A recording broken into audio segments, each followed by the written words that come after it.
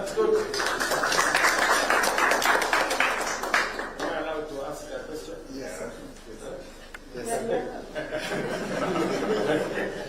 So we now have our healthcare program.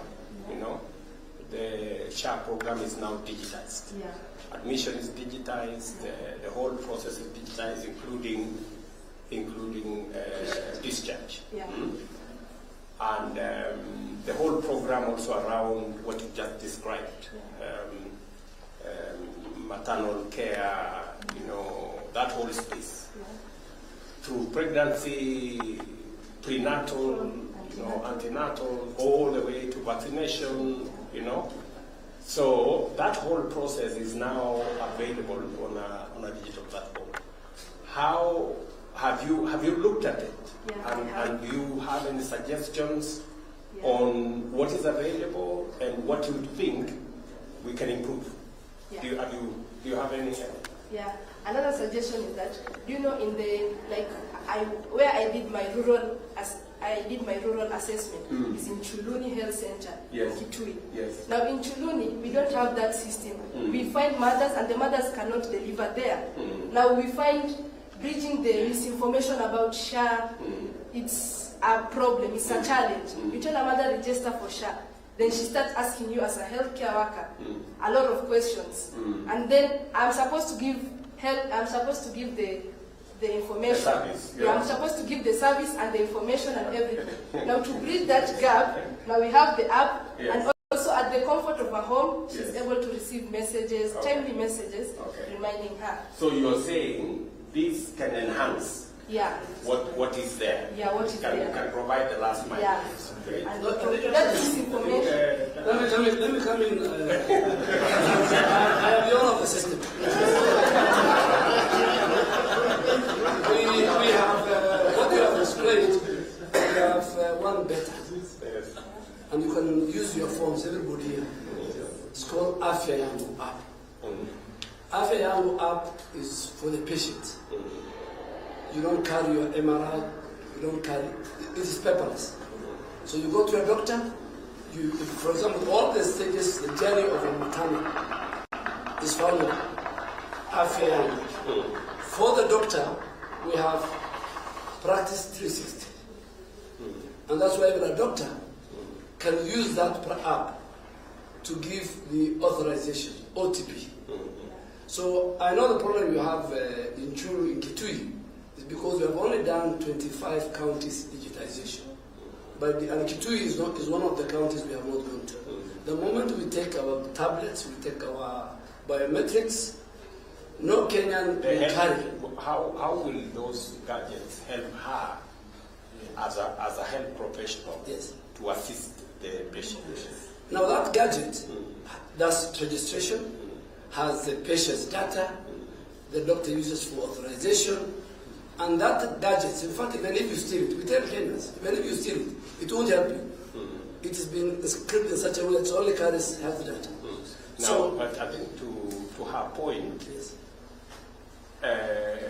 the mother, how will the mother in the village, because the tablet is available in the hospital. Yes. What about the mother in the village? I think that is what she That's why, if the mother has a phone, she uses the Afya Yangu app. So they can log in. Yes. Okay. Even from anywhere, even you. If you go and upload Afya Yangu, your details, your share number. Is it available on USSD like us? Absolutely. And then, so maybe, There's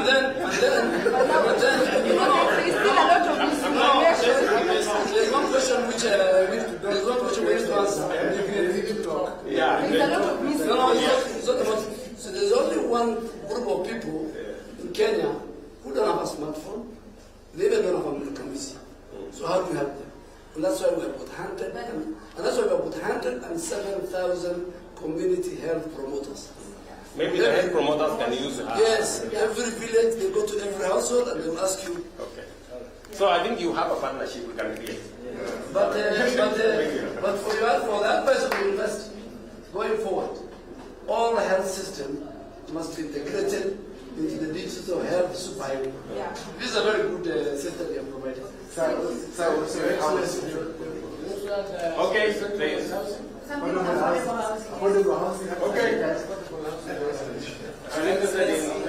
My name is Edison Mondo. Yes. I am a student undertaking Bachelor in Computer Science. Very good. Doing a specification in software engineering. Okay. It is a pleasure to meet you, sir. Thank you very much, my friend. So I hereby present you a decentralized housing registration system. This particular system works on a blockchain technology. I'm targeting the affordable housing program, where each and every Kenyan should embrace this particular program. So how does it work? We are bringing safe and secure registration and secure transfer of entitlement, which is ownership among these beneficiaries, using secure platform and using smart contracts in this particular platform. So how does it work? How do I ensure safe registration? I am using a hierarchy from a super admin to an admin to the owner. So a super admin registers an admin using the wallet address. And now the admin registers an owner and the property details too, using the owner's address. Now, after the owner is registered, they can access their user dashboard and the property which is registered to that particular owner under their own wallet address. This wallet address is provided in the blockchain technology, are unique and therefore safe and secure. Now, on the transfer of entitlement pattern, when an owner with the property listed under his own wallet address wants to list this particular property, and other owners can obtain this property. One, they list it on the marketplace, it is available. The second user will now see this particular property, request for buy, and now the request is pending, and therefore the first owner is going to accept this request. Now he's willing to transfer this particular project. After transfer, as you can see, the first owner's account, there is no property because it has been transferred. It is a smart contract that has been executed, and therefore on the second owner, he has now two properties. If you can see the property number, it is the same as the one the first owner had. The one which was on sale. Yeah, the one which was on sale, yeah. So we have this each and every action on this particular system has a gas. Reason because I'm using Ethereum as a particular blockchain and cryptocurrency. Now, each and every transaction, this actually means that this particular system, once it has been integrated within the system, it can actually generate revenue. These are the accounts.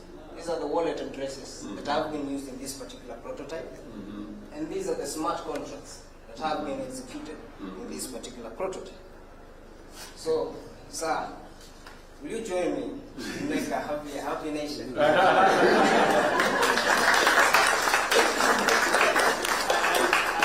certainly will. The way I see your system, the way it is configured, it's again a last mile product, to assist us in the sale of the houses, and because we want to democratize and make that place transparent so that people can see, you make the offer available to everybody. Because the system we have today is if you go to *832# that is Bomayangu, then I would want you to think, I want you to go to Bomayangu, I think it is *832#, you check what is available on Bomayangu, and then tell us what improvements you think can be made in that space. Because we are now moving to the next level. More units are now available to the public to buy. And therefore this system, which is the system for, it's like an agency system, it will now come into play. That now it is the process of identifying the buyers. And we have an algorithm that makes sure that you can only buy a house once. You cannot buy another house until everybody in Kenya has bought one. So that because that's the logic of affordable housing or social housing. And also because we want to also create equity, right? And every buyer is going to be assessed. The people with the lowest ability come first, so that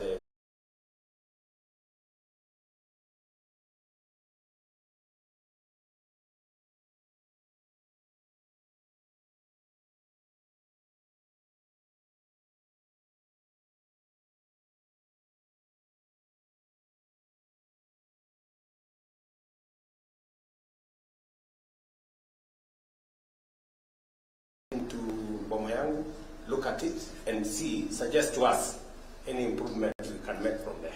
Would you do that? I will do that, certainly. Yeah? Yeah. So. Good luck.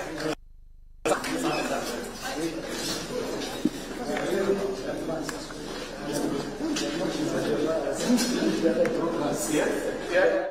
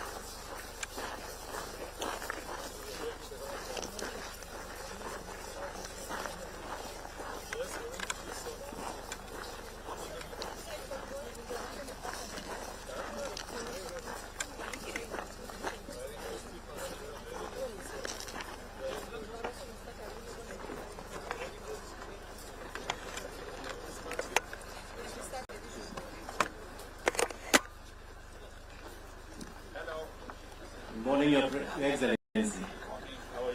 I'm fine, thank you. My name is Michael Cairo, and I'll have the honor to take you through the proposed School of Engineering Design Concept. First, I'll start with the master plan. The master plan has 3 color codes. We have yellow. These are the existing building. We call it phase 1. We have orange. This is phase 2 buildings, which we just commissioned. And we have a future proposed development. We call it phase 3. But they are marked in gray. For the proposed School of Engineering, it's part of the future development of the university. The proposed location, it sits on this area, which is 3 acres. I'll take you through the floor plan layouts. We have 3 blocks: Block A, Block B, and Block C.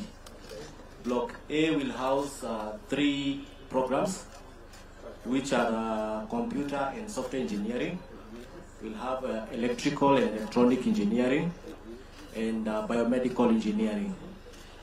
For Block B, we'll be housing 4 programs, which are mining engineering, civil engineering, geospatial engineering, and environmental engineering. We also have Block C.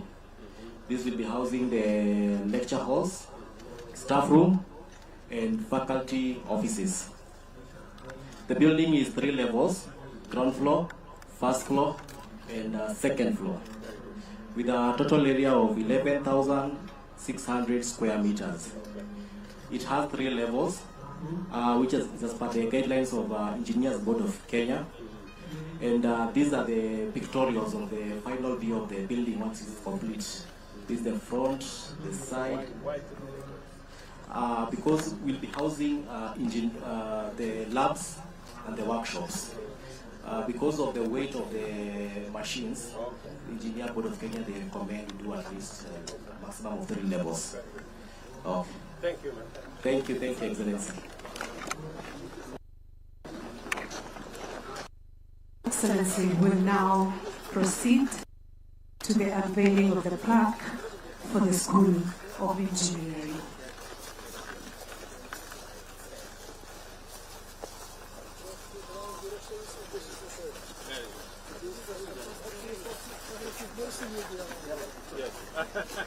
By God's grace, inshallah. While he's unveiling the plaque, kindly I request we give him a round of applause. Kindly a round of applause to His Excellency. Thank you, my friend. Thank you. We want you to break the ground. His Excellency will now proceed to the official groundbreaking of the School of Engineering at University.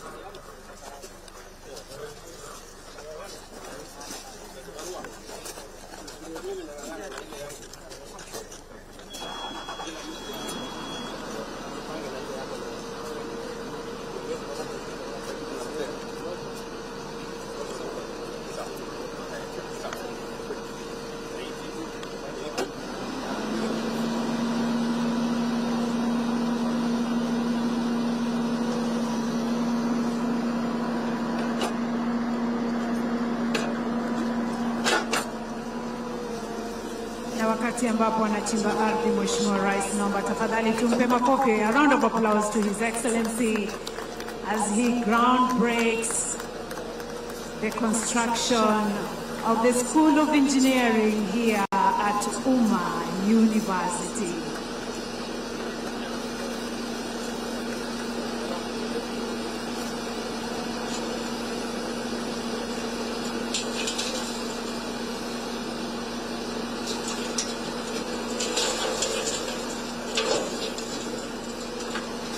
Another round of applause to His Excellency, kindly.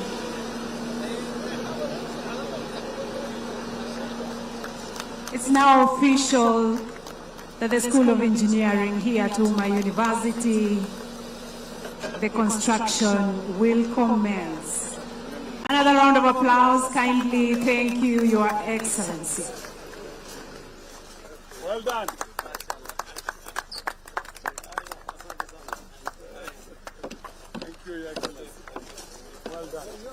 I have been doing so many of these things. I just need somebody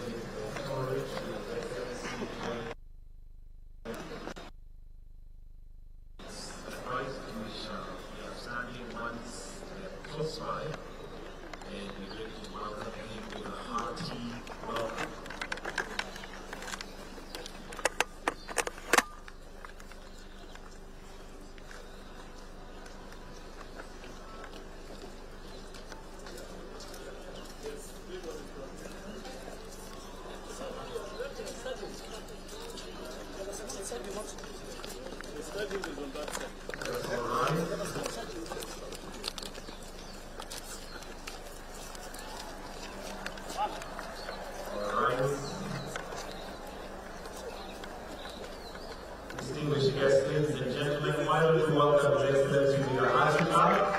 Karibu sana Mheshimiwa Rais, welcome. Welcome Your Excellency. Welcome. Karibu sana. Tumpigie makofi tena Mheshimiwa Rais akiingia. Welcome Your Excellency.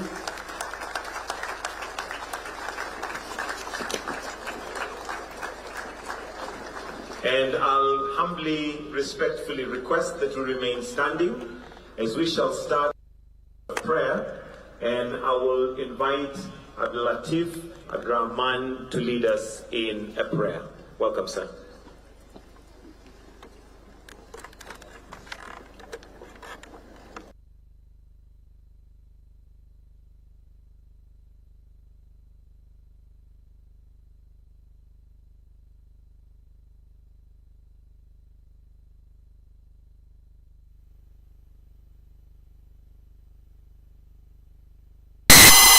Thank you for this journey and for the commissioning of Dr. Abdurrahman As-Sumaid Complex, a symbol of progress and hope.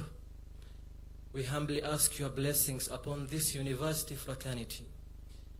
Grant our students thirst for knowledge, our staff dedication and wisdom, and our university management, board, council, and board of trustees divine guidance as they steer this great institution. We pray for our nation's leaders present here, from our esteemed President, Cabinet Secretaries, our governors, senators, MPs, and MCAs. Endow them with integrity, wisdom, and a heart for service, and grant them your divine protection. We remember with gratitude the generous donors and the visionary founder, the late Dr. Abdurrahman As-Sumaid. Bless his family and continue his legacy of service through education. May this new facility be a place where futures are built and dreams are realized for the benefit of our nation and humanity. Subhana rabbika rabbil izzati amma yasifun wa salamun ala al-mursalin walhamdulillahi rabbil alameen. Let us kindly take our seats. Your Excellency, Dr. William Samoei Ruto, President and Commander-in-Chief of the Kenya Defense Forces, Honorable Julius Migos Ogamba, Cabinet Secretary for Education, Honorable Aden Duale, Cabinet Secretary for Health, Honorable Olelenku, Governor Kajiado County, Principal Secretaries present, Members of Parliament present, the Umma University Board of Trustees Chair, the Vice Chancellor Umma University, Dr. Halima Saado, practitioners in the education sector, lecturers, and students. Today's gathering is not just about unveiling a structure. It is opening doors to opportunity. It is a complex that is more than a building. It is a beacon of knowledge, a hub of research and innovation, and a launching pad for generations of students and scholars. They will be empowered to dream, discover, and trailblaze from Kajiado to the world. Your Excellency, sir, to start us off on the speech session, allow me to now call on the Vice Chancellor, Umma University, Dr. Halima Saado, to make some welcoming remarks. Why don't we welcome her with a warm clap as she's coming to make her remarks. Welcome.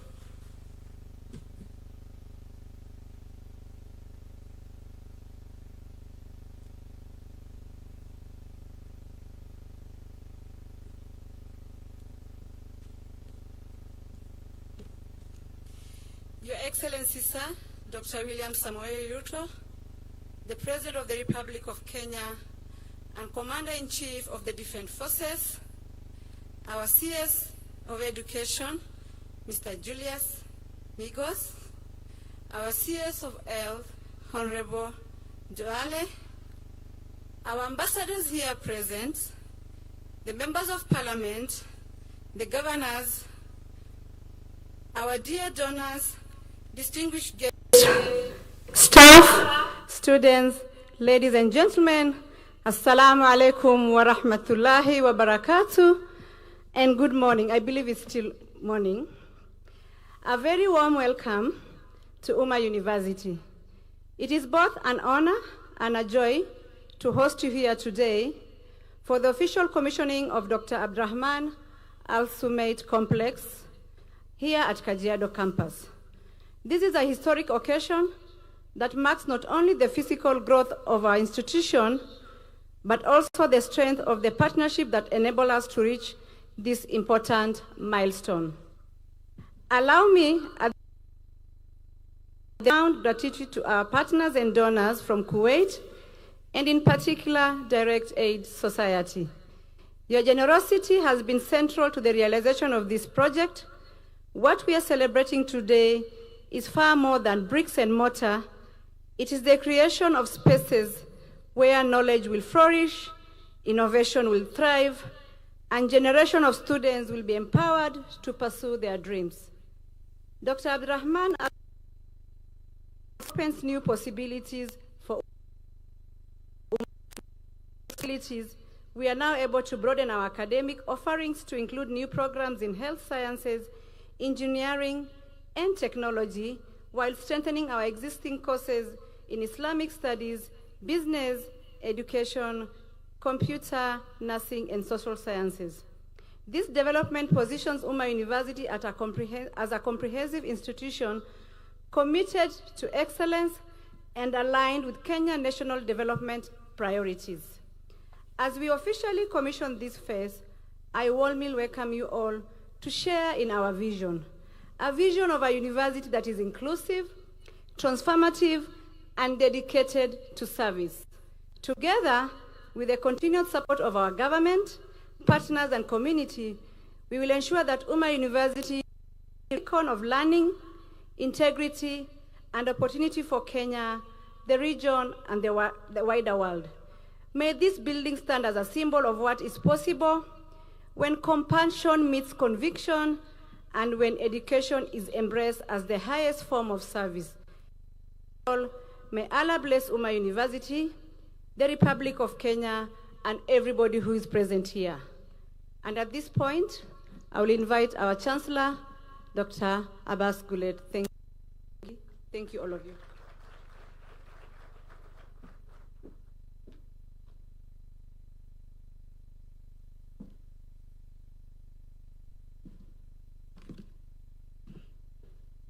Bismillahir Rahmanir Rahim. Assalamu alaikum wa rahmatullahi wa barakatuh. Your Excellency, the President of the Republic of Kenya and the Commander-in-Chief of the Armed Forces of Kenya, President William Samoei Arap Ruto, the Minister for Education, Mr. Julius Ogamba, the Minister for Health, the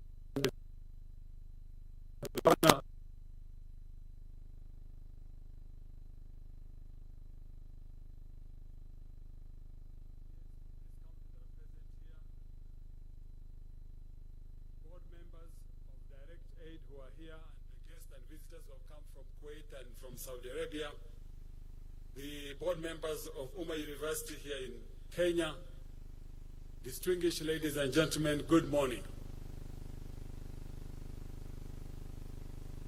It is with profound gratitude and unwavering pride that I address to you today on this momentous occasion on the commissioning of the Umma University Phase 2,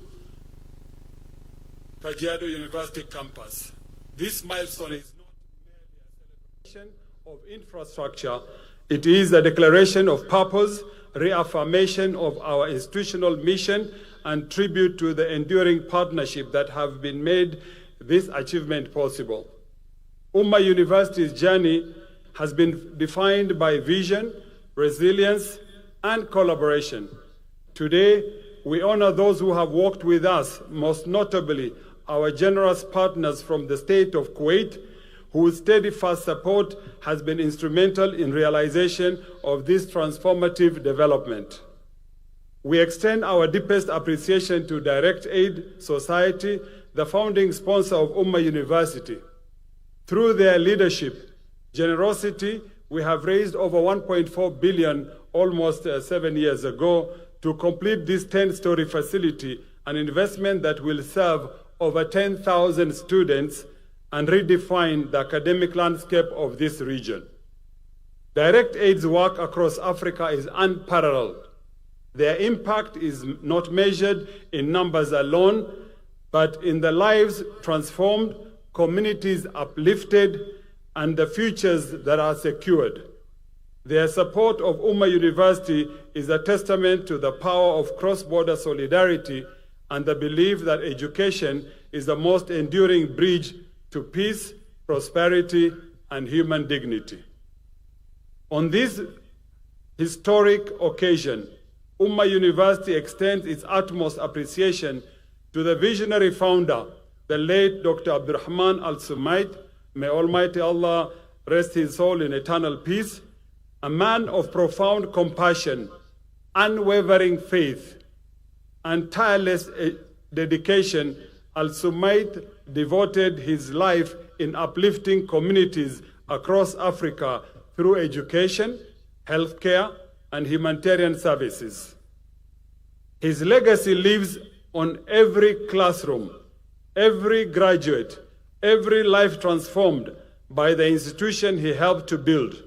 Umma University stands today as a living testament to his dream, a dream that is rooted in dignity, in knowledge, and in service to humanity. We also pay tribute to the former board members of trustees whose leadership and commitment laid the foundation for our growth. We especially honor the late Honorable Yusuf Haji, whose statesmanship and belief in education continue to inspire our mission. Professor Abdul Ghaffur Al-Busaidi, whose academic stewardship and wisdom shaped our institution direction.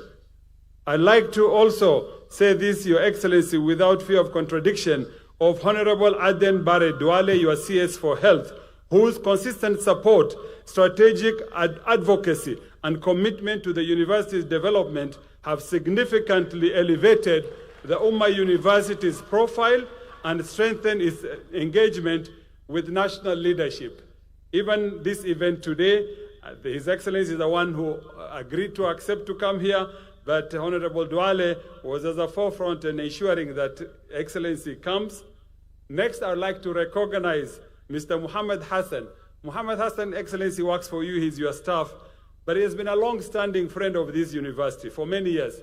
He has walked different journeys with you when you were here in 2014, when you're on the other side in 2011, and whose unwavering support from inception, including its establishment and chartering, has been invaluable. When we got our charter, not many people know in 2019, Muhammad had to get someone to charter a plane, a helicopter to land here with the late Professor Magoha one Saturday afternoon, just to ensure that he came and inspected the university to convince then President Uhuru Kenyatta on the need to recognize his university, and it was indeed recognized, and I thank Muhammad for that. Their collective contribution have guided Umma University from humble beginnings to a national recognition. We remain deeply grateful for their service, vision, enduring belief in transformative education. Since its inception, Umma University has remained steadfast in its mission to expand access to quality education. To date, we have admitted over 16,000 students across various disciplines and testaments to the trust placed in our institution by communities across Kenya and beyond. Of these, 6,567 graduates have graduated with diplomas, bachelors, and masters, and have successfully completed their studies and now contributing meaningfully to the society in diverse fields. These numbers reflect not only our growth, but the tangible impact of our academic programs in shaping lives, strengthening communities, and building a better future. As we celebrate this progress, we must also confront the systemic gaps that hinder inclusive education. One such step is the lack of the formal recognition of madrasa education within the Kenyan National Qualification Framework. Your Excellency, we've talked with you on this matter, and I think you have already directed, so I leave it to rest there. We respectfully call upon His Excellency that the relevant authorities officially integrate Thanawi qualification to the highest level of Islamic secondary education into the Kenya National Qualification and Authority KNQA framework, and I know you've already, as I said earlier, directed on this matter. This reform is not only overdue, it's essential. It will enable thousands of madrasa graduates to access higher education and professional pathways. And it will affirm the value of an educational tradition that has instilled discipline, ethics, and scholarship for generations. As we mark this important milestone, we must also confront the pressing financial realities facing universities across our nation. From Umma University, the outstanding obligation totaling to 828 million as of the financial year 2024-2025 continue to exert significant pressure on our operations. To date, Umma University has admitted 1,387 government-sponsored students. Of these, 748 have graduated. These liabilities constrain our ability to invest critical infrastructure, upgrading of laboratories, and support of welfare of our students. Your Excellency, we respectfully appeal to you for your intervention in facilitating the settlement of these pending obligations. Resolving this matter will not only stabilize our institution, but also reaffirm the government commitment to strengthening higher education as a driver of national development. Financial sustainability is not a matter of securing the future of our learners and ensure that institutions like Umma University can continue to deliver quality education, foster innovation, and contribute meaningfully to the Kenyans' progress. Education cannot thrive in isolation. It requires a supportive ecosystem, one that includes access to clean water, public safety, essential services. Umma University is prepared to partner with the county government of Kajiado to develop a sustainable water supply system that will serve both the university and the surrounding communities. We respectfully request your intervention, Excellency, to direct the relevant departments for collaborative with stakeholders in harnessing the freshwater aquifer beneath this region. Water is not a luxury. It is a necessity for learning, health, agriculture, and dignity. In addition, we urge the government to prioritize the construction of an operationalized new police post. And I want to say here already the governor of the county government of Kajiado has agreed, Your Excellency, that we have land here, we will build a police station. We're only humbly asking for the government to equip it with the necessary resources, of which the Governor Lenku has already said he will do that himself, so we won't disturb you with that. We ask that the government, the equipping has been done, so that it's fine. Let this day be remembered not only for building that we have just commissioned, but also the bold steps we have to take towards a more inclusive, secure, and empowered future. Let it be the turning point in our collective effort to make education accessible, relevant, and transformative. On behalf of the Council, the Senate, the management, the staff, and students of Umma University, I extend our sincere appreciation to the Ministry of Education for its unwavering support over the last 15 years. Your guidance and partnership have enabled us to grow from the modest institution in Thika into a university of a national repute. May Allah Almighty bless Umma University, bless Kajiado County, and bless the Republic of Kenya. Thank you, Your Excellency. And now it's my honor.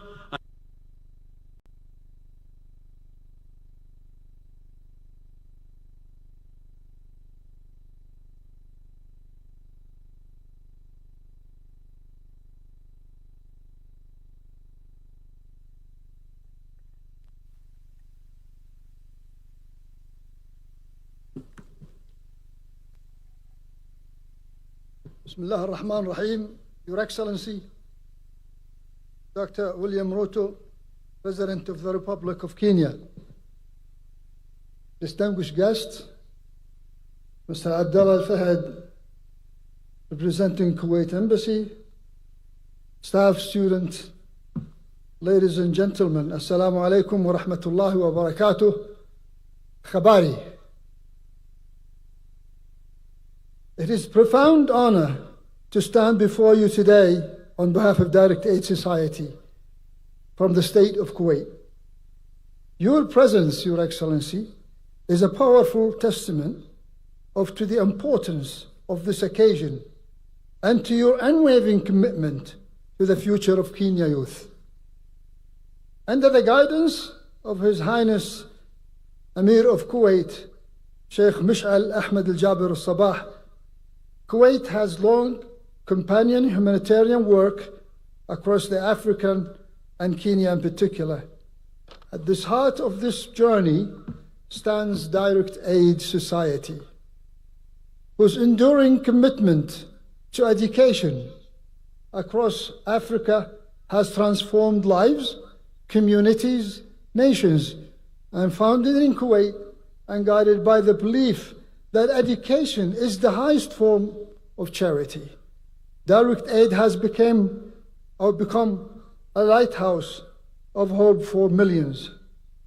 Direct Aid Society, founded on the behalf of the education, believing that education is the highest form of charity, has become a beacon of hope across Africa. We operate in 32 countries. We have built 9 referral hospitals, 370 healthcare centers, 372 schools, and support 4 universities, serving 110,000 students. More than 2 million young minds have benefited from our educational programs, prove that when we invest in people, we invest in progress. Here in Kenya, Direct Aid Society has made one of the most profound and sustainable commitment. We have built over 50 schools, supported more than 10 orphanages, and launched vocational training programs in at least 15 counties, equipping youth with practical skills for a changing world. Since 2018, our educational loan program of Umma University has enabled hundreds of students from low-income families to pursue higher education through interest-free loans and partial grants. From Garissa to Eldoret and from Mombasa to Marsabit, our footprint is visible in classrooms, communities, and in the future to shape the future and help to shape it to a better place to live. To date, Direct Aid Society has invested over Kenyan shillings 5 billion in the development of Umma University. This funding has supported infrastructure, academic excellence, and student services. Since Umma University was established, we have disbursed over Kenyan shillings 2 billion in scholarship and loans, ensuring that financial hardship does not block the path to ambition. From the heart of the people of Kuwait, we wish the people of Kenya great prosperity and economic development. We believe that the truest form of progress is investing in the most precious resource any country possesses, are the minds of the people. The commissioning of Dr. Abdurrahman Al-Sumaid complex, a moment of triumph. It has been physical impediment of dreams, once whispered in quiet rooms, now rising boldly into the sky. This 10-story marvel is not just a concrete and steel, it is sanctuary for learning and cradle of innovation, and promise to every young mind that walks through its gates, you belong, you matter, and you will rise. Therefore, our support for this new face of Umma University is not merely as a donation, it is strategic investment, an investment in the future, in engineering, who will build sustainable infrastructure, future of doctors who will safeguard public health, and the future of innovators who will drive the economy, and the future leaders who will guide Kenya to even greater heights. Today, we inaugurate Abdurrahman Sumaid Complex, our founder, the visionary, who laid the first stone in this dream to become a reality. We need to keep in mind of Dr. Sumaid in our hearts and minds of many generations that will continue to learn and research in this great institute. You are beloved donors who make our work possible. Today, we honor you. Your contributions are not just financial, they are transformational. You have invested in the minds of the African youth, in the strength of its institutes, and in the promise of a better tomorrow. You may never meet every student whose life has been changed, but know this, your kindness echoes in every classroom, every graduation, and every act of service that begins here. You have built more than university, you have built legacy. Your Excellency, please give me the permission to translate what I have said to the donors. إلى أحبائنا المتبرعين الذين ساهموا في نجاح عملنا. اليوم نكرمكم، مساهمتكم ليست مالية فحسب، بل هي مساهمة فعالة. لقد استثمرتم في عقول شباب أفريقيا وفي قوة مؤسساتها وفي وعد بغد أفضل. ربما قد لا تلتقون أبدا بكل طالب غيرتم حياته، لكن اعلموا أن عطاءكم يتردد صداه في كل فصل دراسي وكل حفل تخرج وكل عمل خيري يبدأ هنا. لقد بنيتم أكثر من مجرد جامعة، لقد بنيتم إرثا. The students here, you carry the hope of your families, your communities, and your nation. Fill these new halls with your ambition and your intellect. Let this space empower you to build a future that is as bright and promising as the Kenyan horizon.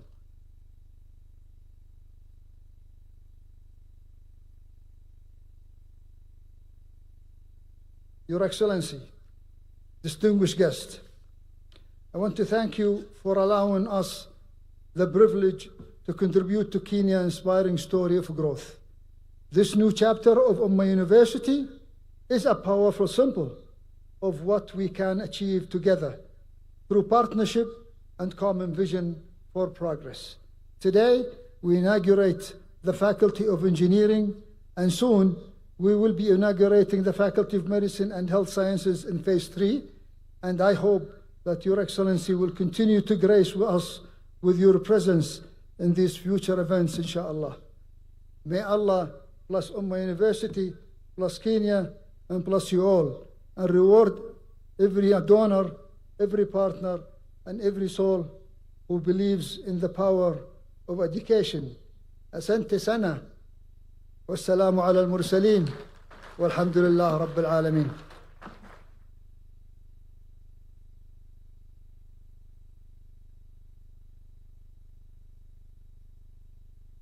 It is now my pleasure, Your Excellency, with your permission, to invite the governor of this wonderful county, His Excellency Olelenku, to come and make his remarks and also recognize the leaders that are present. Why don't we welcome him with a warm clap? Karibu sana, Your Excellency Governor.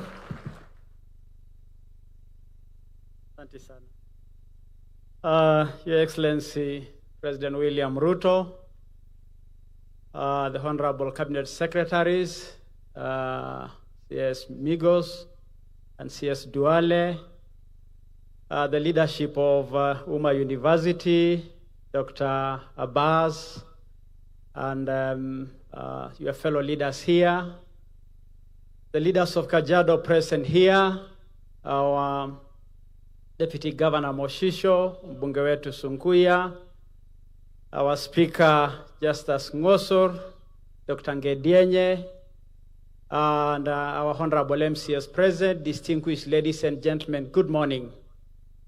Good morning. habari za asubuhi.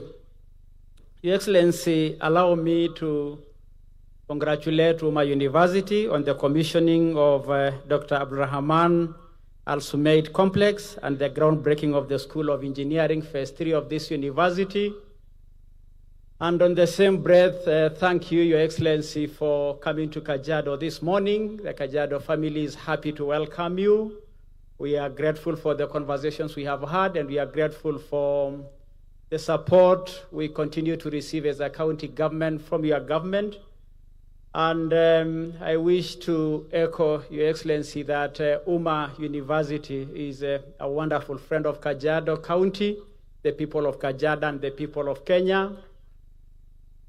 As I have shared with you earlier, that we have a very close working relationship with the university. Time and again, I have come to their halls here to attend functions that we carry as a county government. And I want to laud and emphasize the partnership we have with their School of Nursing, where their students practice at our referral hospital here in Kajiado. And that a number of Kajiado families have found support by the university here through their social programs. And this morning, Your Excellency, the Chancellor and I had a conversation to discuss about agriculture, where I committed that our demo farm here, they can use it as a university to demonstrate the best practices in agriculture and livestock re-engineering. As you are aware, Your Excellency, the county government is pursuing its vision of transformation through our Livable Towns program, our modulated pastoralism, where we are engineering our pastoralism so that we adapt with the modern times in our pastoralism. And education is a key anchor in our journey as a county government, and we have found a wonderful friend in Umma University. Your Excellency, I wish to bring to your attention that our number of your transformative programs are also happening in Kajiado and are bringing great relief. Our markets, 15 of them are coming to fruition. Our affordable housing are at an advanced stage. And we are soon going to have our people do their trading in urban centers in decent spaces, as opposed to where before people will go to those markets with gumboots. We want to thank you, Mr. President, for that transformation agenda. We support the agenda. We are proud as Kenyans to see the most vulnerable members of our society receiving your support through the affordable housing program, Mr. President. I wish also, Your Excellency, to thank you for accepting to meet the leaders of Kajiado tomorrow to discuss our other development agenda. And I wish to emphasize that the third edition of the Ma Culture Week is forthcoming. You attended the one in Masai Mara and Samburu, and we are grateful that you have confirmed to attend the Kajiado version in Amboseli. And I want to invite the Umma family to join us in Amboseli as we celebrate the iconic Ma culture that has become the anchor culture for the cultures of this country, Kenya. And Mr. President, we thank you. Your Excellency, as I mentioned, the road leading to Amboseli, Maroro, Mashuru, Isara need a bit of your hand. Thank you for accepting to recarpet it. And I want to assure the people of Kajiado that our president has graciously accepted to look into Maroro, Isara road that has become a pain to our travel. Remember, Your Excellency, you are the one who came to launch that program when you are the deputy president. That road, sorry, not program. And so it is also your road. It is also your road, and we are proud that you have accepted that. Your Excellency, we are happy once more that our university, Umma University, is going to soon have an engineering School of Engineering that you broke the ground this morning. And Umma University, I want to commit that you have a friend in the Kajiado County government. You are our proud friend. You are our proud partner. Sorry, I did not, Your Excellency, recognize Honorable Mai Mai when I recognize the leaders. Mheshimiwa Mai Mai, thank you for being here. Your Excellency, this is a contested ground, but let me confirm that this is Sunguya's place. You know, Mheshimiwa Sunguya hapa ni kwako. You know, ndio. And so, Your Excellency, we feel good in your presence. That is why we don't want to finish talking, but we appreciate your national engagements, and therefore, without much ado, I want to invite Waziri Migos to pick the program from here. Thank you, Your Excellency.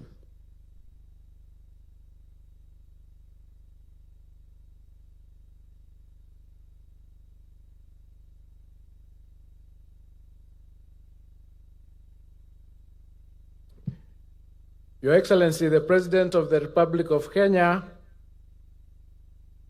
and Commander-in-Chief of the Defense Forces, Dr. William Samoei Ruto, my colleague, Cabinet Secretary for Health, Aden Duale, the Governor for Kajiado County, Honorable Joseph Olelenku, the Deputy Governor, the Chancellor of Umma University, Dr. Bas Gulet, the Vice Chancellor, Dr. Alim Abdullahi, PSS present here, PS Nyangala, Higher Education, PS Kimodo, Irrigation, the MPs here present, distinguished ladies and gentlemen, good morning.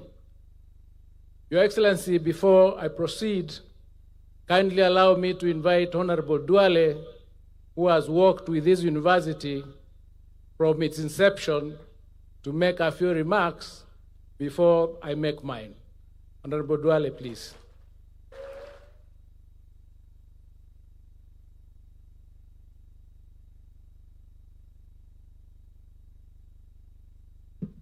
Your Excellency, the President of the Republic of Kenya and the Commander-in-Chief of the Kenya Defense Forces, my colleague CS Education and PS Education, PS Irrigation, the Governor of Kajiado and members of Parliament from Kajiado, the entire leadership, the founders and the donors of Umma University, the students, the lecturers. Your Excellency, if you allow me, I'll ask, I am a former majority leader, and there are very good leaders here. There is Honorable Kainan, who is the chairman of Northeastern Parliamentary Group. There is Honorable Senior Farah Maalim.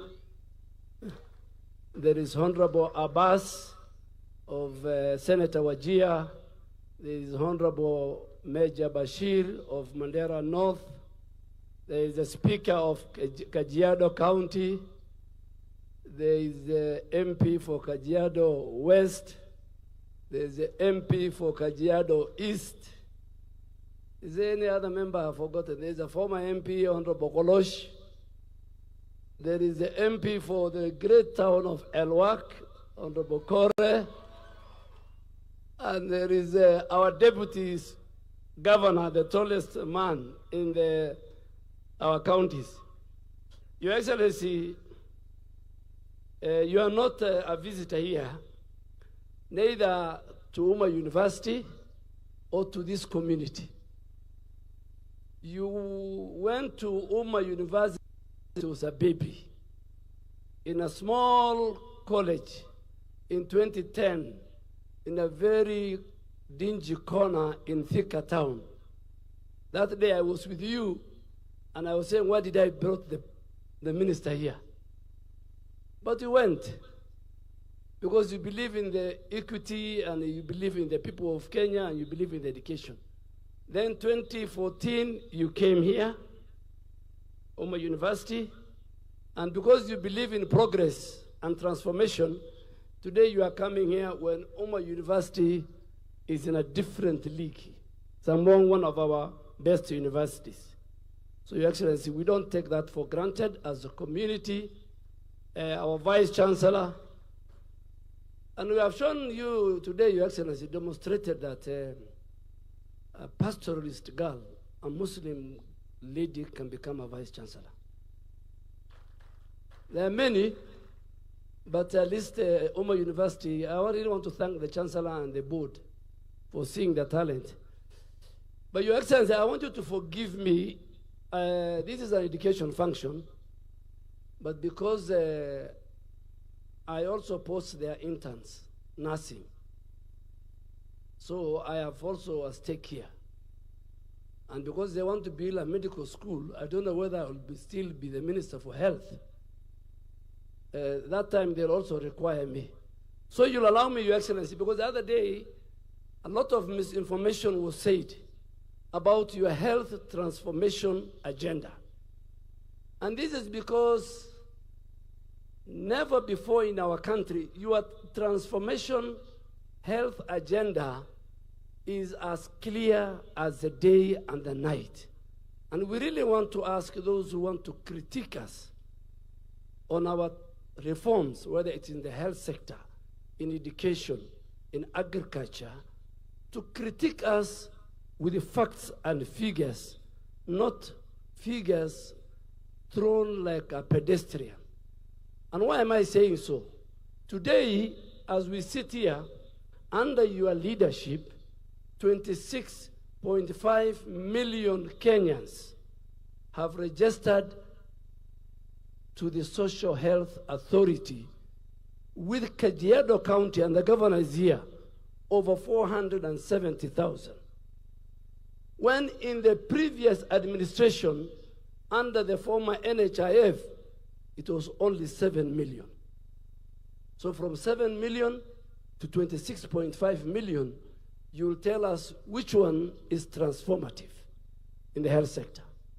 Today, in 9 months, since health SHA was formed, Your Excellency, 17.5 million Kenyans visited health facilities.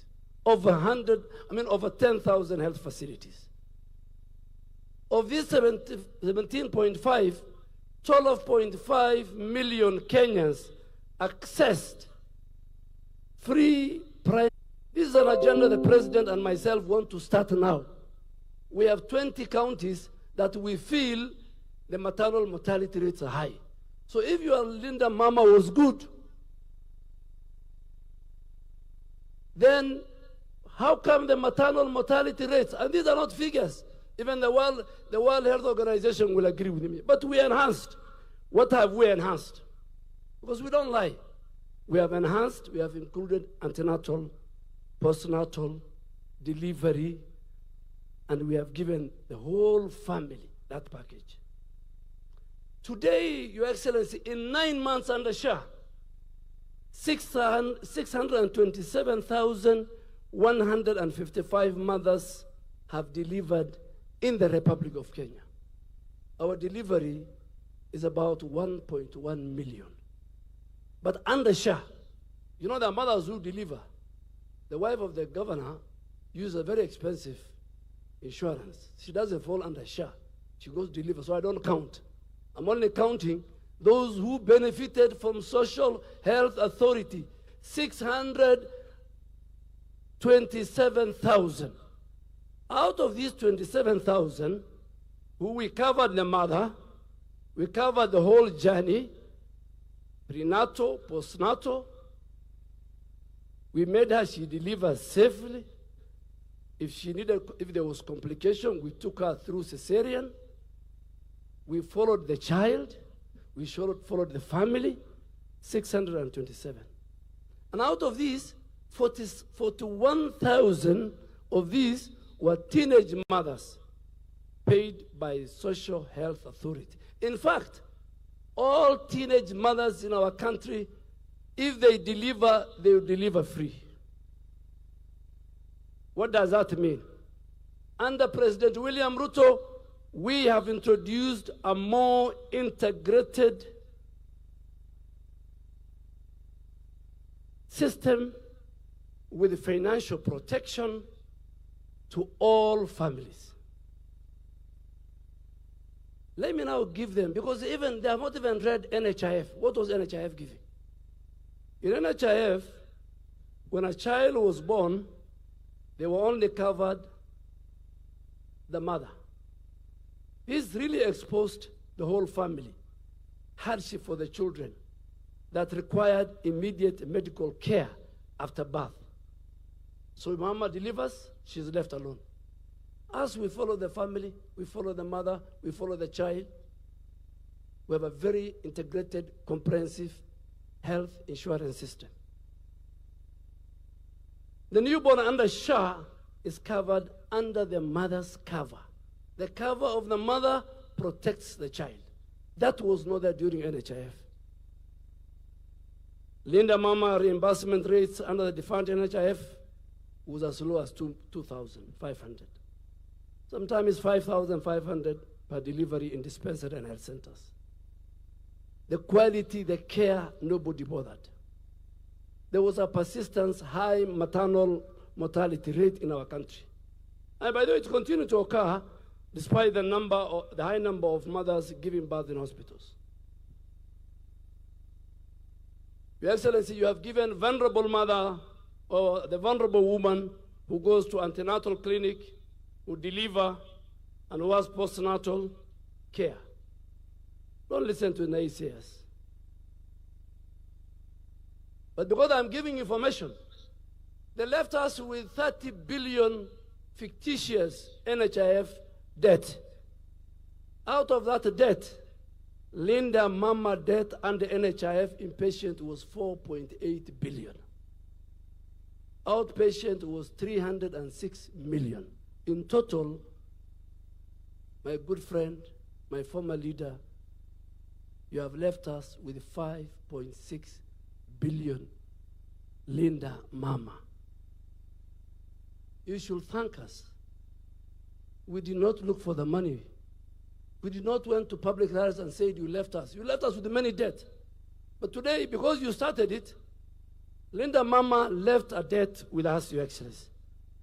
But Your Excellency, I think those are just to make sure you gave me an opportunity to correct it. But I want to assure you, this afternoon I'll meet. Every month, this month we paid 8.1 billion shillings to both public, private, and faith-based. Governor Lenku is my witness, Your Excellency, here. Today, the highest own source of revenue for our counties is the health sector. True or false? Because today, more Kenyans go to public health facilities than to the dingy, small, fraud things. My colleague, the Minister for Education, will come and tell the reforms. Agriculture, at your own backyard, we know what we have done. Your coffee prices, your tea prices were at the bottom. Even they should thank us. So just for that, to make the record straight, Your Excellency, and I will later tweet it, those who are not here, and I'll put it on my Facebook. But you have given me an opportunity. Your Excellency, it's called the law of relevance. On that one, I am wrong. This was an education function. But because they train nurses, This morning I look at it, where do I come in this university? The Vice Chancellor, her nurses are interns, and I'm the one who, through you, we pay government. So I am a stakeholder here, and they're looking for medicine, apart from the community and all that. So, Your Excellency, that law of relevance, I think you'll forgive me, I think because of nursing, but I wanted to make sure and tell the people, those who are pedestrian. And finally, Your Excellency, first they said we are mobilizing this region, They said Ruto must go. They say, this to one term. Now, yesterday they started a new story, that all these team were together, half of them are projects of Ruto. Can you imagine? Themselves are saying, you are a project, you are a project, you are a project. No agenda. Ruto must go, it's not an agenda for Kenya. This one is a project, it's not an agenda. Your Excellency, on behalf of these great people, we, this community, and who is who in this community? The religious leaders are sitting here. The political leaders are sitting here. Count on us. Am I right? Should the president count on us? Yeah. In 2015, he was told not to come here. But he said, these are my people. That's why their candidates are dropping. From Magarini to Banisa to Malava to where. And if you are a serious politician and you see at the rate in which your candidates are dropping, you must ask yourself a question. What is going on? Thank you, Your Excellency.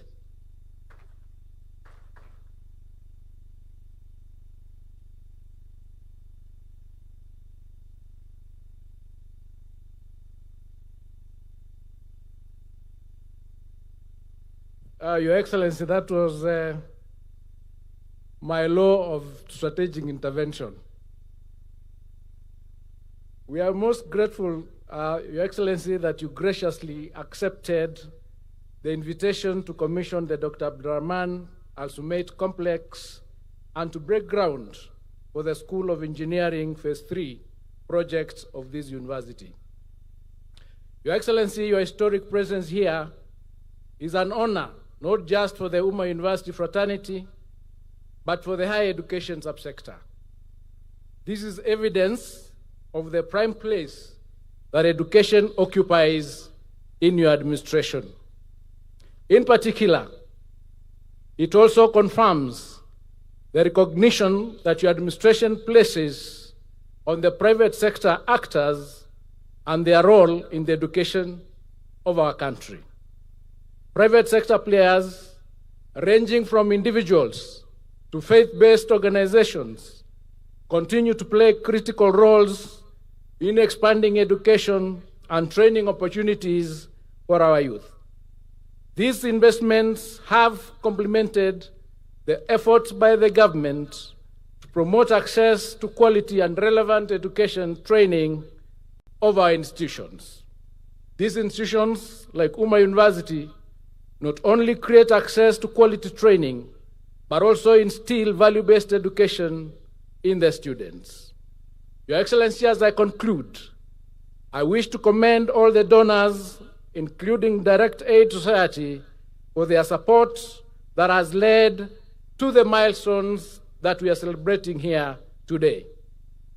May I also thank the leadership of Umma University for working hard to deliver on the projects and steer this institution towards remarkable growth. Umma University, we assure you of our continued support as you grow this university from strength to strength. With those few remarks, Your Excellency, it's now my distinct honor and privilege to invite you to address us. Thank you, and God bless you. Please welcome, sir.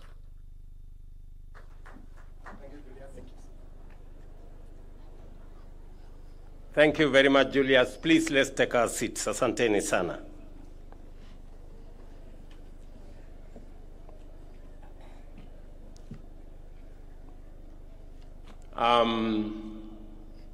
Ndugu viongozi mulio hapa, Chancellor wetu, Vice Chancellor, lecturers, the student fraternity, wazazi, pamoja na wageni wetu wote, including our very valued sponsors. Good afternoon. Hamjambo. Assalamu alaikum. It gives me great pleasure to join you today for the official commissioning of Phase 2 development of Umma University.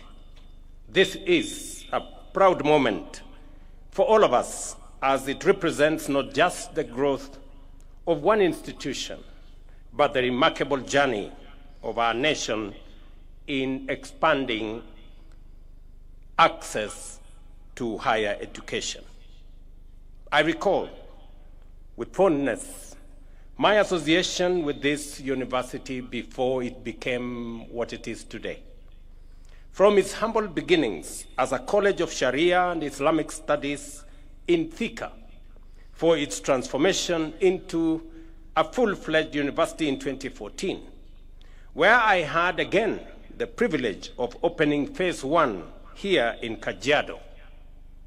Umma has grown steadily, anchored on clear vision of academic excellence. And I want to say congratulations.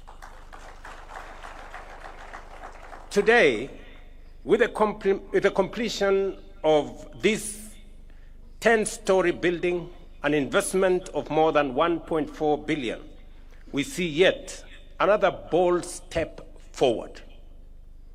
This modern facility, designed to serve over 10,000 students, including 81 classrooms, 6 laboratories, and a 650-seater examination hall, a conference center, and a 416-seat auditorium, and much more. It is a symbol of ambition, resilience, and a deep commitment to nurturing future generations. Ladies and gentlemen, Kenya has made enormous strides in expanding access to higher education. Today, our country boasts 80 chartered universities, 30 of which are privately owned, and one of them being this great Umma University. Nearly 150,000 students are enrolled in private universities, representing about 23% of the entire university population. This underlines the critical role that private universities continue to play in complementing government efforts in education. Over the past 3 years, we have been compelled to undertake bold and far-reaching reforms to safeguard the sustainability of our universities and higher education in general. Not long ago, the subsector was in a serious crisis, with 23 out of the 40 public universities sinking into technical insolvency, threatening not only their stability, but also the future of thousands of students. I have heard you very clearly, Mr. Chancellor, that we owe you some money. And it is because we had a system that I had to take the decision to stop of sending students to private universities when we didn't have the money to pay for them. And we accumulated debts in our public and private universities to the tune of 120 billion. Just imagine. And it sunk many universities. A university in this county, no, in actually Machakos County, was actually closed. Scott Theological College University, sponsored by my church, the church I go to. We had to step in to go and salvage it from closure. Closed for a year. And many other universities suffered. Public universities, as I have told you, 23 of them were technically insolvent. They could neither pay their staff, nor their suppliers, nor even pay as you earn, or even other deductions, including that time NHIF. And I apologize to Umma University that we sent students here as government of Kenya several years ago without having proper arrangements on how they will be trained and educated. Ever since I came into office, I have not sent any students here. Because until I have the money to pay for them, I will not send you any students. And I'm just figuring out how to pay the debts that you have told. And you are not the only one. I have, as I told you, the government of Kenya owes different universities to the tune of 120 billion. In fact, some of the universities are in serious dire straits. Through decisive action, we strengthened governance in our universities, restructured financing, and introduced the student-centered funding model, a game changer for higher education. Scholarships and loans are now awarded on the basis of need ensuring fairness and equal opportunity for all Kenyan learners. University fees have been reduced significantly. Students now pay between 5,800 and 75,000 a semester, depending on their ability and program of study. University funding has nearly doubled, raising from 45 billion in 2022-2023 to 82 billion in this year's budget, while help loans have more than doubled from 17 billion to 41 billion. In general, we have enhanced the budget for education in the last 3 years by about 130 billion shillings. And it is because we believe that any nation, especially one like Kenya, where human capital is at the heart of transformation, must get its education right. It is the reason why we are deploying more resources to make sure that our education remains of good quality, accessible, and relevant. And that is the reason why we've hired more teachers, we've put more money in Higher Education Loans Board, and we have put more money in university funding. Already, nearly 470,000 students have benefited from scholarships and loans. The reforms have also restored financial stability, reducing the number of technically insolvent universities from 23 to 13, and even the 13, we are working with them so that in the next 2 years, we get all our universities out of the red corner. Public universities equally have been very supportive. They have raised 11 billion shillings through diversified revenue streams and saved 1 billion shillings through cost-cutting measures. So everybody now is sensitive about where the money comes from and how it is spent. And that is why we will continue to make sure that integrity becomes front, center, left, and right in matters of financial management. It is the reason why we are changing our procurement mechanism so that we stop theft, pilferage, and corruption that has pervaded our procurement and made it an enterprise for making money and not providing service. It is the reason why we insist, and I have made myself very clear, that e-procurement is going to cut our costs by up to 40%. I have discussed this with many other governments. In fact, the government of Indonesia worked with us on the program that we have, so that if a pencil costs 5 shillings, government does not pay 15 shillings. Government should pay 5 shillings, because that is what it is. And I know there are teething problems which we are working on to make sure that e-procurement becomes the default procurement mechanism. That is the procurement mechanism of the government of Kenya. We will streamline the teething problems. We know there is also resistance by the brokers and the agents and many other profiteering entities, but we are going to stand up to them because it is our responsibility to protect public resources. The same way I just heard in this university that the resources made available to this university is spent with integrity. That is the measure of any success. Alongside university reforms, our technical vocational education and training system has undergone extraordinary transformation.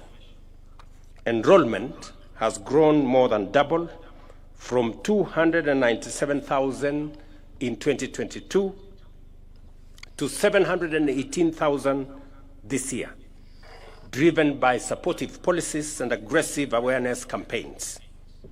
We have expanded national polytechnics from 11 to 29 today, greatly strengthening our skills training capacity. At the same time, the recognition of prior learning policy, launched in 2024, has already assessed 6,734 candidates, with 898 graduating at the launch. To deliver quality training, we have increased trainer recruitment at our TVETs from 7,000 to 10,000. We've hired 3,000 new trainers, and we are in the process of hiring another 5,000. Industry partnerships have also surged because industry told us that they want job-ready graduates from our technical training colleges. And for them to be job-ready, they must have practical experience. Where now we had 65 industry players that were working with us. Now we have 2,883, because we want more of our trainers to leave campus, to leave their colleges, when they already have a feel and an experience of what happens in the real world, in industries and manufacturing entities, embedding practical, hands-on experience in our training programs.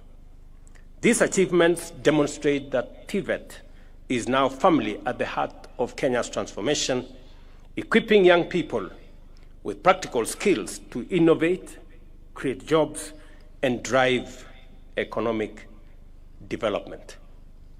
Ladies and gentlemen, the process we celebrate nationally, the progress we celebrate nationally, finds full expression here at Umma University. With the support of our partners, the government of Kuwait, and the Direct Aid Society, this institution has been able to expand its facilities and strengthen capacity to serve thousands of young Kenyans. I was privileged to meet some of them this morning, and I was very proud of their confidence and their grasp of issues that they are learning in this university. I met Nura and Mwenda. Nura explained to us what we can improve on the facilities and the digitization we have done with our universal health coverage, the Taifa Care and Asha. And she had brilliant ideas on how that digital framework we can improve on the last mile so that it can get to ordinary people who may not even have smartphones. Nura and your team here, congratulations, continue. We will work together with you going into the future. And I am very confident that Honorable Duale will have some space to discuss with you how what you're doing here can dovetail into the success we want to build out of our universal health care coverage. And maybe use this occasion to the defense of my former boss, the former president, to defend him that we should be a bit magnanimous to him. He did time, led our country, and the Linda Mama program was a great program. We developed it under the Jubilee administration, under the leadership of President Uhuru. We learned a lot from the Linda Mama program. And because of the experiences, because of the lessons learned from the Linda Mama program, we designed the Linda Jamii program, which was an improvement from the Linda Mama program. So Linda Mama was good. Linda Jamii is obviously better. And therefore, it is an improvement from what it was in terms of the scope, from just delivery of mothers, which was the primary target of Linda Mama. We've now improved it to cover prenatal, before the delivery, postnatal, the delivery itself, postnatal, and it's no longer targeting Mama. It is targeting Jamii, Mama plus the children plus the household. The figures have also increased in terms of benefits. Actually, the figures have doubled from 2,000, between 2,000 and 2,500 to now 10,000 to 30,000. So we have enhanced the program, but we must accept that we learned the lessons from Linda Mama. That's why we designed a better Linda Jamii program. And we didn't stop at Linda Jamii. We have progressed it into universal health coverage, where we are now looking after the whole Kenyan community. And that is why the figures Aden Duale was saying, of 7 million beneficiaries to now 26.5 million beneficiaries, has become a reality because we are progressing from there. And therefore, Nora was very spot on as she told us about what to do with universal health coverage. I also met some gentleman called Mwenda. I think he was called Mwenda, somebody. And Mwenda explained to me what he thinks about affordable housing. Again, another flagship program that I believe in, because we've danced for too long around mediocrity. And it is time to elevate our standing as a nation. And he explained to us how the last mile of affordable housing can be worked on. And again, brilliant ideas on how we can, get our nation and focus on what kind of urbanization are we going to see in the future. Because urbanization is an imperative. In fact, globally, it is now documented that by 2050, the population, half the population of the world will be living in cities. And urbanization is even higher in Kenya than the global average, which means in Kenya, we will be having anywhere between 55 and 60% of citizens living in cities by 2050. It is up to us today to decide what kind of cities are they coming to stay in. Are they coming to live in slums, or are they going to come to live in organized households and livable cities? And that is why we are embarking on this program. And let me confirm that the good people I interacted with in this university, including Zainab. Zainab explained to us a few things about the economy, political issues that affect the economy. And I think she was called Akfa. She told us, I think, Gatra. She explained to us about the economic issues that, affect investment, affect business, from interest rates to exchange rates to the modus of taxation and many other things. And I must say to Umma University, congratulations. You have some of the most bright young Kenyans here, and you are doing a good job mentoring them and training them. The partnership between our supporters and our sponsors is a powerful demonstration of solidarity whose impact will be felt for generations to come. As we commission this new building, we are not just opening classrooms and offices. We are opening doors of opportunity. Today, we have also laid the foundation for phase 2, which will house the School of Engineering with 7 specialized programs, additional student housing, a medical school, and a teaching and referral hospital further down the road. I'm saying this so that the donors can see where we want this institution to go. And we are going to be your partners. As Kenya implements the bottom-up economic transformation agenda, our universities and TVETs will continue to play a central role in producing skilled, ethical,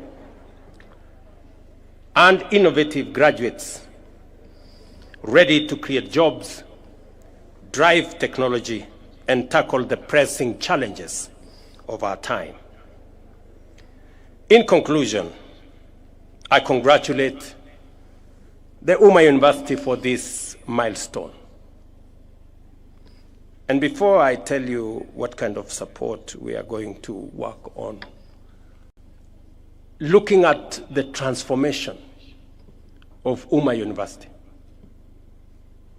And this is not the only university that I have come several times to support morally, sometimes financially. Last year, I went to Scott University, the one I told you, that is sponsored by the Africa Inland Church. Last week, I was in Eastern University, sponsored by ABC Church. And today I'm here at Umma University.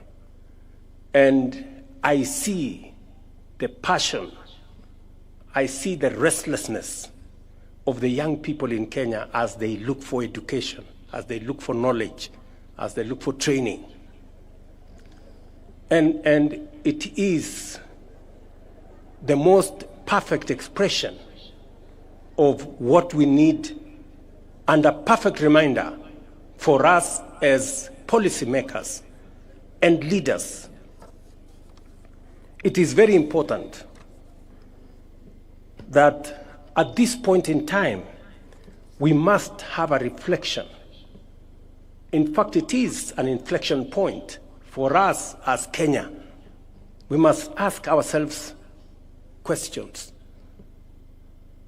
Because just across, right here in the border of Kajiado, we have another university that is being built there, Kenya Advanced Institute of Science and Technology University. That university in Konza City here is being built by resources given to us, a soft loan given to us by South Korea. And they've given us a facility of 80 billion Kenya shillings to build the infrastructure, horizontal infrastructure in Konza, including the university in Konza. But just imagine, South Korea, which is now giving us 80 billion, in 1963 was exactly the same as Kenya. We had the same GDP. In fact, our GDP per capita was 80. The one of South Korea was 79. The same level of education. We had the same agricultural economy. Today, South Korea's economy is 20 times that of Kenya. And they have lent us money to build the university and the infrastructure in Konza. We need to ask us some questions. The difference, where did South Korea get it right? And where did we get it wrong? That's a question we need to ask ourselves as Kenyans, and we need a we need a conversation. We need a conversation as the citizens of this country, because for far too long, and I want to say this in this university, talking to you and talking to my countrymen and women, the people of Kenya, for far too long, we have made peace with the usual, the ordinary, the simple, the average. When other people are doing things differently, it is time. Fellow Kenyans, it is time. Fellow citizens, it is time for us to up our game, for us to raise the standard, for us to raise our ambition so that we begin to engage with the transformational, the innovative, and the extraordinary. We have been ordinary for far too long. And I am persuaded, beyond any reasonable doubt, that the restlessness we see in our young people, the passion that I saw in the eyes of Noura and Mwenda here, and Zainab, and all the other students, the urgency is because they are tired of the ordinary and the simple and the average and the usual. They want us to up our game. The difference between South Korea and us is one. It's not about resources, because they had the same resources as we do. It's not about money. They didn't have money the way we didn't have money. It's about leadership. That's the difference, leadership. So it's not about the people of Kenya. It's about us, the leaders, the people who have the opportunity to make decisions for the people of Kenya. What decisions are we making? That is what is important. Many of us want to make peace with little decisions, ordinary, average decisions, politically correct, and things like those.